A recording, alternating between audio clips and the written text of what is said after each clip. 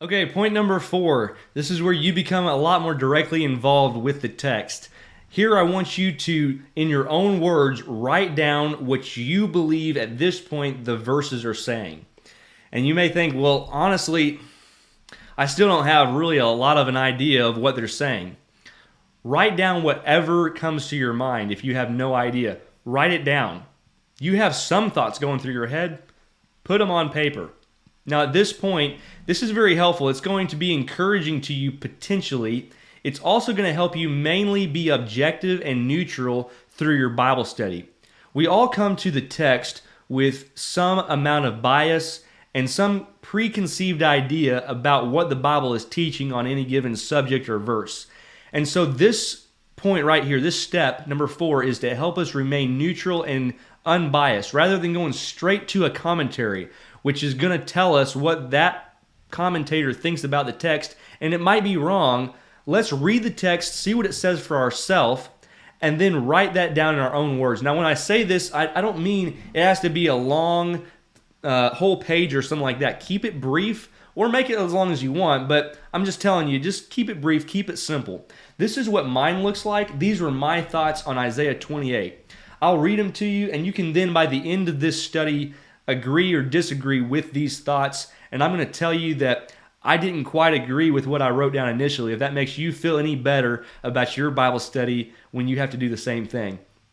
When I was reading it, it just seems like, based on the very severe rebuke of verses 7 and 8, and then God saying that he'll speak to the people in a way that they won't understand in verse 11, which we didn't read together here. Verses 9 and 10 must be a rebuke by God of some kind. Now that part, by the end of the study, I still agree with that. Perhaps God's saying in some sarcastic way that these people don't want to hear, and so he'll give them a boring message for their dull ears, precept upon precept, line upon line, here a little, there a little. That's the best I could come up with at this stage in the Bible study so far. And I don't necessarily think that this is completely wrong. I think there is some validity to what I decided by point number 4, but we're going to shape this up a little bit, and it's going to become more clear as we go through the study. Some other things that I would tell you to do, and this again is where you come into the text a lot more, is write down difficult phrases. Like I told you in your Bible reading, write down those phrases in the side column of your notes. If you have a legal pad or something, write them in the side of your Bible. I have a wide margin Bible, as you saw in the previous episode. Get a Bible, you can write these questions in your margin. Now here's an example. In this very chapter, I read this text, and in verse 1 in the New King James, it uses the phrase verdant valleys. It says, which is at the head of the verdant valleys. I don't know what verdant means, and you might think that I'm really smart, and I should know that, but I really don't. So I'm just being honest with you. I had to look that word up. Now this one particularly, I looked up on Google, and I just quickly found out it means green. I also have a center column reference here, so I looked in the center column reference, and it said fat valleys. I put those together, and what I understand is that green valleys are valleys that put off nice shrubs, grass, lush produce, and those are what make people fat or make cattle fat. So fat valleys, green valleys, putting off a lot of produce. That's the idea. So now I understand. But I had to write that down so I didn't forget and then go back and look it up. Write down difficult phrases to research. Next one is write down questions that you have about the text that are not necessarily just words you don't understand, but concepts you don't understand. So when I read verse 1, it says, "Woe to the crown of pride, to the drunkards of Ephraim."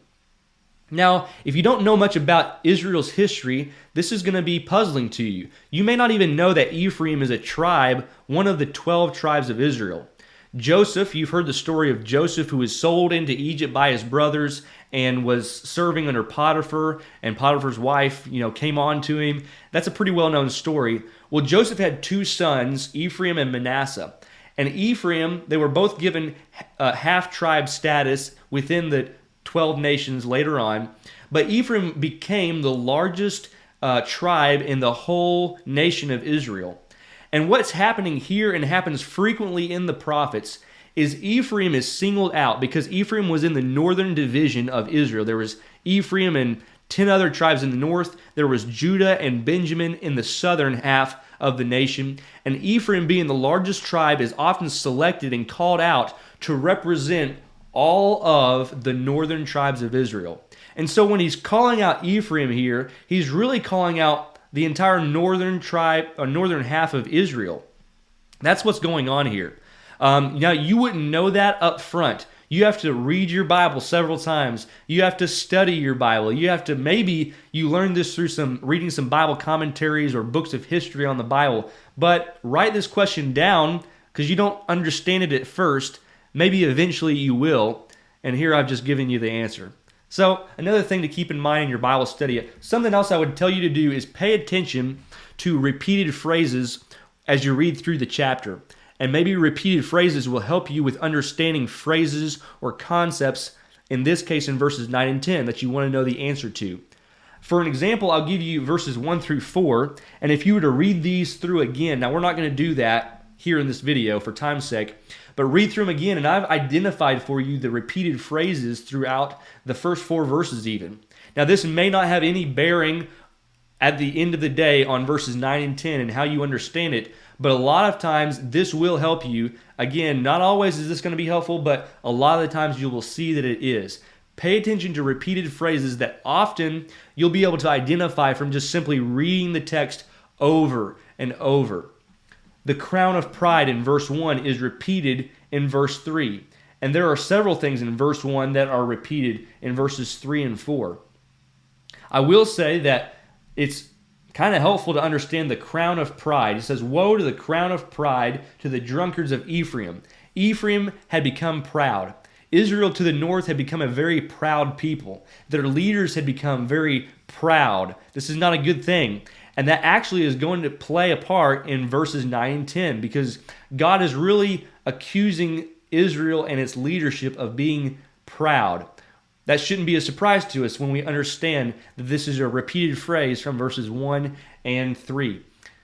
That's some basic things you need to know about writing down what you think about the verse to help you be objective, to help you be neutral in interpreting the text, and some things to help you understand what's in the verses all around.